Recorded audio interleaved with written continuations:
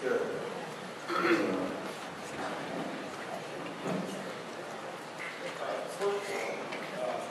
Congratulations. Really, really exciting stuff. I can tell that you really like a lot. It's a good old-fashioned, great tune, and you guys did a fabulous job. But before we get to Bird Range, for a second, I want to give you a couple of really, really good things that I thought about your performance. Rhythm section, really, really solid. Excellent bass playing all the way through. Nice job. Great set playing, too, really tasteful. I liked it on a lot of the solos where you guys are really being kind of playing off what we're hearing. You know, never ever be stagnant on drums when you have a solo on. You're trying to interplay with them a little bit, a little kick here. If they give you a kick over here, you're answering back. That's that kind of dialogue. Really nice job. Great job there as well, too. Excellent. Really tasteful. One of the other things I liked, especially in the solo sections, were that most of you guys were exploring things that were non-traditional. For example, bass drum. Now, I am a trombone player. Not as good as you, but I'm a trombone player. And one of the things I really liked was that you explored the non-traditional part of the horn. You know, we had a little bit of low notes, pedal notes in there, a little growling, lots of different stuff happening. And I really, really liked that. A couple other solos here were really, really interesting because you weren't playing just the standard rhythms. You were actually kind of breaking out, doing some duple versus triple kind of things. And that shows a real, I think, maturity about playing solos. So you should all be congratulated on all the solos that we heard tonight. And don't ever take it for granted. Make sure that when you're playing a solo, no matter if it's trombone, trumpet, or sax, or whatever, that you and the rhythm section have to create a bond like this. And you guys are good enough players that the more you play, you really need to listen to each other. It's not just the solo that's important. It's the solo and what's happening underneath it. And I really thought you guys did a really nice job of kind of that interplay. Okay? Now, let's go ahead and start with Birdland, since you already have that up. Well, I think you've got one with you. Since I can't do it. Anyway, so on Birdland, I want you to play, let me see here, just a little bit. Let's find a tick section.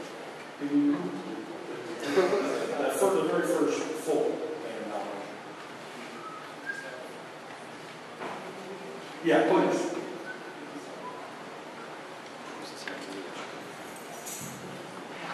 Yeah.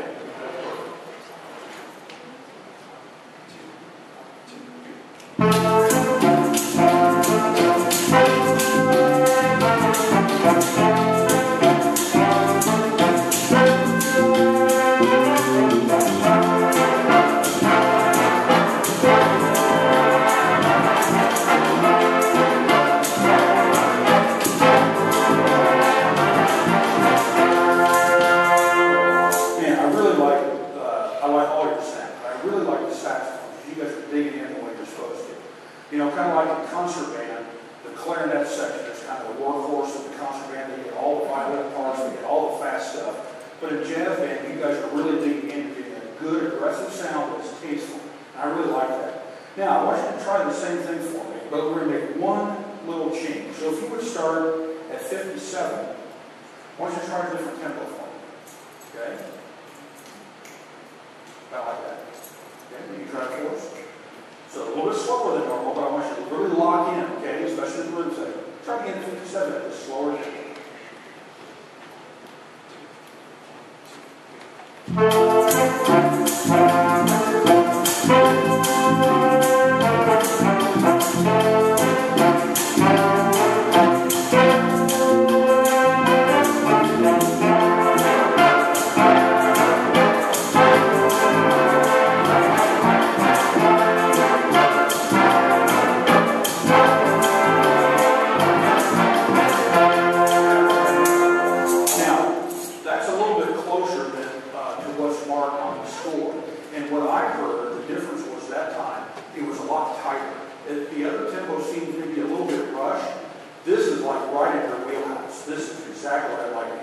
Now let's try one little small thing. Take a look at bar 67.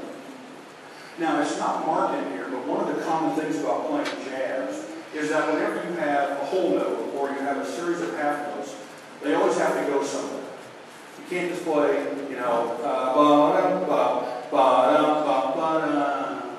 No, you got to drive that whole note. So let's try it now at 65. When you get to the third bar, 65, I want everyone to slightly crescendo through that measure, okay? So just try it at 65 if you would, that slower tempo. When you get to bar 3, I want you to drive a little more air and energy through those half notes and notes. 65. Matter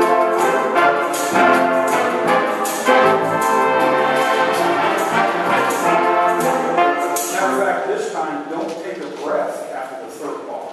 I want you to crescendo through the half note, the whole note, with no breath into da, da, da. Try one more time, please. Good sound, really good sound.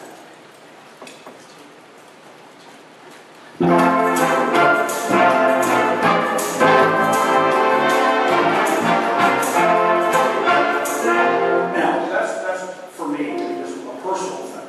But I really like the musical direction that you did there, okay?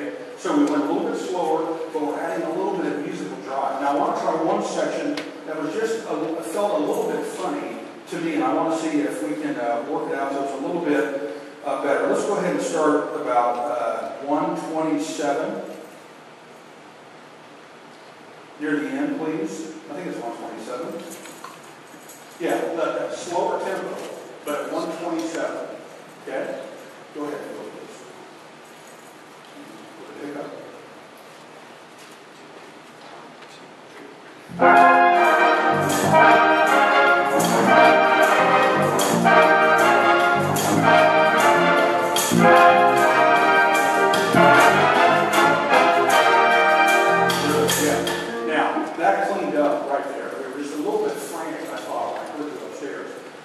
Up really well. Now, here's something you can add in once again in bar 132. There's that dotted halfway again. Let's try it again, but drive it somewhere. Never let a long note just sit there. Drive on it. Let's try the same spot. When you get to that measure, let's crescendo a little bit more.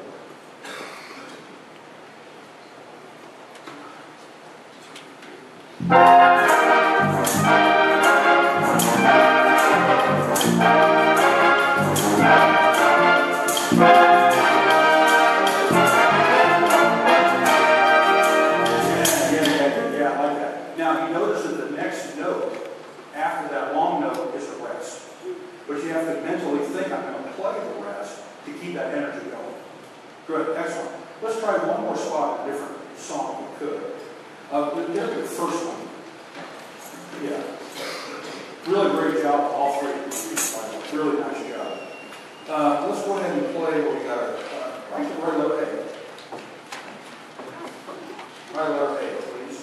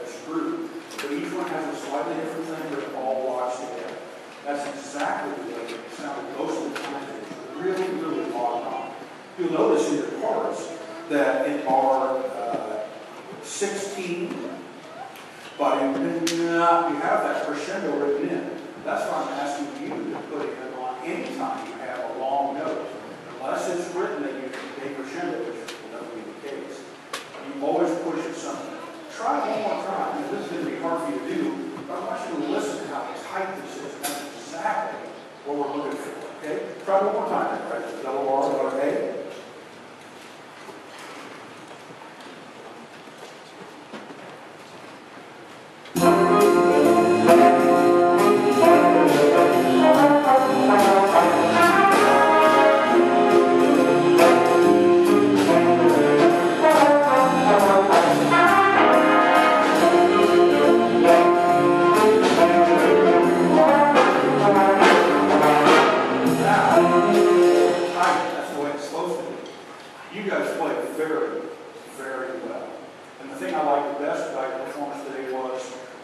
dialogue that we had, as I said before, between the rhythm section and the wind section. If you guys listen to what he's telling you, he's obviously telling you the right thing, because your style is right on. There's a confidence. The saxophone sound is a good lead sound. Trombones, I can always use more or less of the trombone player.